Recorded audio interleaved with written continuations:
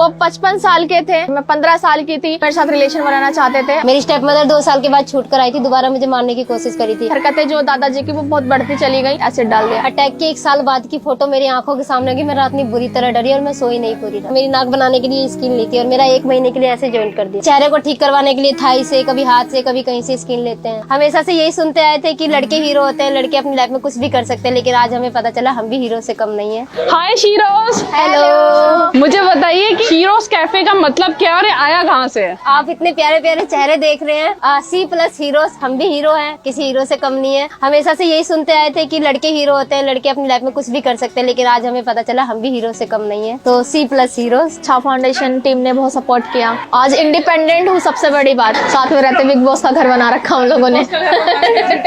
हमारा छा फाउंडेशन है जो कि एसिड अटैक सर्वाइवर्स के लिए काम करता है। शीरोज कैफे जो है इनिशिएटिव है छा फाउंडेशन का। हमारे फाउंडेशन की शुरुआत जो हुई थी 2013 में हुई थी। जो हमारे फाउंडर है मिस्टर आलोक दीक्षित जी, उन्होंने वो ओपन किया था। तो फिर भैया ने सोचा इतनी सारी लड़कियां हैं, एक लोगों के लिए तो काम नहीं कर सकते ना, कुछ ऐसा प्लेटफॉर्म खड़ा करते जहाँ पे एक साथ काम कर सके और अपने पैरों पे खड़े हो सके। सब लोगों के ऊपर एसिड अटैक हुआ था और फैमिली वाले बहुत कम सपोर्ट करते थे और समाज का सामना करना बहुत मुश्किल था और फेस कवर करके रहती थी, कोई लड़की बाहर नहीं निकलना चाहती थी। तो ये एक जरिया था कि लोगों का सामना करना और अपने पैरों पे खड़े होके दुनिया को दिखाना कि हम किसी से कम नहीं है। 5 लड़कियों से स्टार्ट हुआ था, अभी 4 कैफेस है। एसिड अटैक की बात करूँ तो एसिड अटैक एक पर्सन पे ही होता है, लेकिन डिस्ट्रॉय पूरी फैमिली होती है, क्योंकि इसमें कोई लड़का लड़की नहीं होता, दोनों लोगों के ऊपर होता है। और एसिड अटैक करने वाले मतलब कोई ऐसा एज नहीं होती है, कोई 50 साल का भी होता है तो कोई 3 साल की भी होती है, कोई 5 साल की भी होती है तो कोई 15 साल की भी होती है। एसिड अटैक क्यों करते हैं, सबके अलग अलग रीजन होते हैं। मेरा अटैक जो था वो 1 साइडेड लव के लिए था और मैं 15 साल की थी, वो 55 साल के थे। इनकी स्टेप मदर ने किया था, उनके भाई के साले के दोस्त ने किया था। तो मतलब सबके अलग अलग रीजन है। मेरे ऊपर 2014 में एसिड अटैक हुआ था और मेरे ऊपर एक 55 साल के बूढ़े व्यक्ति ने एसिड अटैक किया था। वो जो बूढ़े व्यक्ति थे वो मेरे साथ रिलेशन बनाना चाहते थे। मैं एक गांव से बिलोंग करती हूँ, गांव में बहुत छोटी छोटी सोच के लोग होते हैं। तो जब उन्होंने मेरे सामने ये प्रस्ताव रखा था, मुझे समझ ही नहीं आया कि ये कौन सी उम्र का प्यार है और ये मुझसे इस तरीके से क्यों बात कर रहे हैं। तो मैंने उनको खुद से समझाने की कोशिश की, क्योंकि मेरे गाँव में जब लड़की 18 साल की होती है तो उसकी शादी कर दी जाती है, उसको पढ़ाया लिखाया ज्यादा नहीं जाता है। तो मुझे भी लगता था कि अगर मैंने घर में बताया या घर में पता चला तो मेरी शादी कर देंगे और मुझे पढ़ाएंगे लिखाएंगे नहीं, मेरे घर में कैद कर लेंगे। उसके डर के चलते मैंने काफी समय तक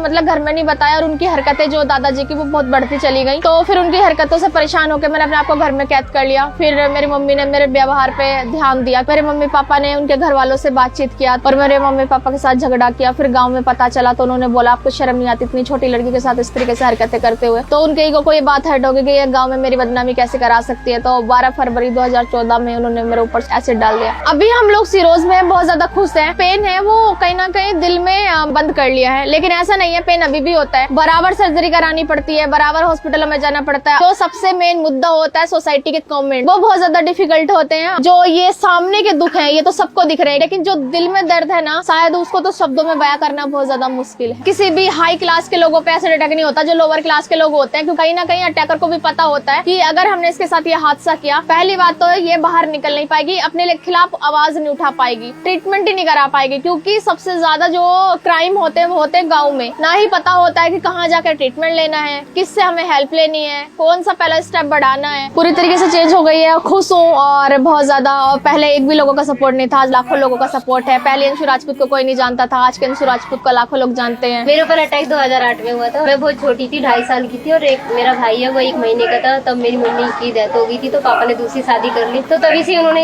एक्सेप्ट नहीं किया था कि मतलब ये बच्चों को मैं एक्सेप्ट कर लूं। तभी से उनके मन में पता नहीं क्या था कि उन्होंने कभी प्यार नहीं दिया, कभी सपोर्ट नहीं किया, माँ का प्यार कभी नहीं दिया। मैं 8वीं में पढ़ रही थी, उसके बाद एग्जाम के बाद छुट्टियां पड़ी। जो मेरी स्टेप मदर थी वो गाँव में रहती थी और हम लोग हरियाणा फरीदाबाद में रहते थे। उस समय तक तो उन्होंने प्यार से रखा, उसके बाद पता नहीं उनके मन में क्या हुआ क्या नहीं हुआ। एक दिन रात को 2:30 बजे सोते समय, रात को 2:30 बजे उन्होंने मुझे फैमिली से, मैं सच बताऊं, मुझे इतना सपोर्ट नहीं मिला। जो भी मिला है थोड़ा बहुत मेरे चाचा से मिला है, जिनकी वजह से मैं यहाँ बैठी हूँ। अगर शुरुआत में वो मुझे नहीं दिखाते, मेरा इलाज नहीं कराते। मेरा अटैक हुआ था यूपी मुजफ्फरनगर के गाँव में और वहाँ से लाते लाते दिल्ली में अगले दिन शाम को 6 बजे मैं दिल्ली आई। अटैक के 1 साल बाद की फोटो मेरी आंखों के सामने की, मैं रात को 2:30 बजे इतनी बुरी तरह डरी और मैं सोई नहीं पूरी रात। इसमें आपको कुछ भी नहीं दिख रहा होगा, मेरी नाक बनाने के लिए स्किन ली थी और मेरा 1 महीने के लिए ऐसे ज्वाइन कर दिया था। चेहरे को ठीक करवाने के लिए थाई से, कभी हाथ से, कभी कहीं से स्किन लेते हैं। हम लोग अभी भी नॉर्मल नहीं, हम दिखाते हैं नॉर्मल है, करने वाला तो करके चला जाता है, लेकिन जिसके ऊपर बीतती है ना वही जान सकता है। मैंने तो अपना केस नहीं लड़ा, इन्होंने तो 6 साल केस लड़ा, 6 साल के बाद उसको उम्र कैद कराई, 2 साल बाद छूट के बाहर आ गया। तो क्या फायदा। हम लोग डरते हैं, जब वो छूट कर आ गए थे कितने दिन तक घर नहीं गई, डर के रही कि अगर मैं जाऊंगी तो कहीं मेरे साथ दोबारा कुछ ना कर दे। कौन जिम्मेदार होगा। गवर्नमेंट तो छोड़ देती है कि चलो कोई नहीं, हो गया सो हो गया, अब तो ठीक है। फिर बाद में वो कुछ ना करे, ऐसा हो सकता है? इतना बड़ा क्राइम करने के बाद और वो दोबारा कुछ ना करे। जिसने किया उसको डरना चाहिए ना, उसको फेस कवर करना चाहिए। हम क्यों करें, हमने थोड़ा कुछ गलत किया। तंदूरी सॉस में पेरी पेरी फ्राइज है इसमें पेरी सॉस पड़े हैं और मसाले भी पड़े हैं पेरी वाले। शीरोज कैफे कब से आ रहे हो आप यहाँ पे? मैं 6 साल हो गया I'm connected to them. It's not a cafe for me anymore. It's basically coming to my family. So whenever I'm in Delhi, I do visit here. I love their garlic noodles. आप ना यहाँ पे कुछ भी try करोगे, anything from their menu, top से bottom तक, you love it क्योंकि बहुत प्यार से खाना बनाते हैं। आग बंद करके ऐसे मेन्यू पे ऐसे जाओ, कुछ भी मंगा लो। आज मैं आ गई हूँ नोएडा के शीरोज कैफे में। भाई हर मूवी के हीरोज आपने देखे होंगे, लेकिन क्या आपने एक्चुअल लाइफ की शीरोज देखी है? तो उन्हीं से मिलवाने आज मैं आपको लेके आई हूँ नोएडा में। और ये ना बहुत ही मजेदार सा कैफे है। यहाँ पे आके मुझे बहुत सारी मिक्स फीलिंग्स होती है। मुझे यहाँ पे करेज मिलती है, बहुत सारी इमोशनल फील होता है, प्लस यहाँ पे टेस्टी टेस्टी खाना देख के ना बहुत सारी भूख जागती है। इंस्पिरेशन है इनकी लाइफ। हम छोटी छोटी चीजों को लेके हमेशा रोते रहते हैं, इनको देख के मुझे ऐसा लगता है कि यार हमें बहुत ज्यादा हिम्मत रखनी चाहिए, इनसे हिम्मत लेनी चाहिए। मुझे आज बहुत ज्यादा पॉजिटिव फील हो रहा है। बिना किसी देरी के ये ऑर्डर करे हैं मैंने चिली पोटैटो। इनको टेस्ट करके बताती हूँ कि इसका टेस्ट कैसा होगा। यार देखने में इतना ज्यादा मजेदार लग रहा है। मुझे रिव्यूज में मिले कुछ भी ट्राई करो सब कुछ टेस्टी होगा, तो इसको टेस्ट करती हूँ। मुझे लगता है अगर आप नोएडा में रहते हो, नोएडा स्टेडियम में है शीरोज, यहाँ पे आके आपको एक बार यहाँ के स्नैक्स जरूर ट्राई करना चाहिए। अगर आपको कुछ क्वालिटी टाइम बिताना है, आप बहुत अच्छे अच्छे कैफेज में जाते हो, एक बार यहाँ पे आओ। उनको सपोर्ट भी मिलेगा, इनको हमारा प्यार भी मिलेगा, प्लस यहाँ पे जो चीजें मिलती है ना बहुत ज्यादा डिलीशियस होती है। मुझे चिली पोटैटो बहुत ज्यादा अच्छा लगा। हमारा जो शीरोज हैंगआउट कैफे नोएडा वाला है वो नोएडा स्टेडियम में है, और हमारे यहाँ पे 2 कैफेज हैं, एक 4th नंबर पे और एक कॉम्प्लेक्स के पास। तो आप लोगों तक जिसको ये वीडियो पसंद आई तो लाइक करिएगा, कमेंट करिएगा, शेयर करिएगा। फुल ऑन रिकमेंड करूंगी कि अगर नोएडा में रहते हो या दिल्ली रहते हो, एक बार यहाँ पे जरूर आए, यहाँ का खाना जरूर ट्राई करें। टोटल वर्थ इट है। मैं यहाँ पे इसको खाती हूँ, एंजॉय करती हूँ। मिलती हूँ आपसे नेक्स्ट वीडियो में। टिल देन हंसते रहिए, हंसाते रहिए, और अगर खुश रहना है तो वही मेरी तरह खाते रहिए।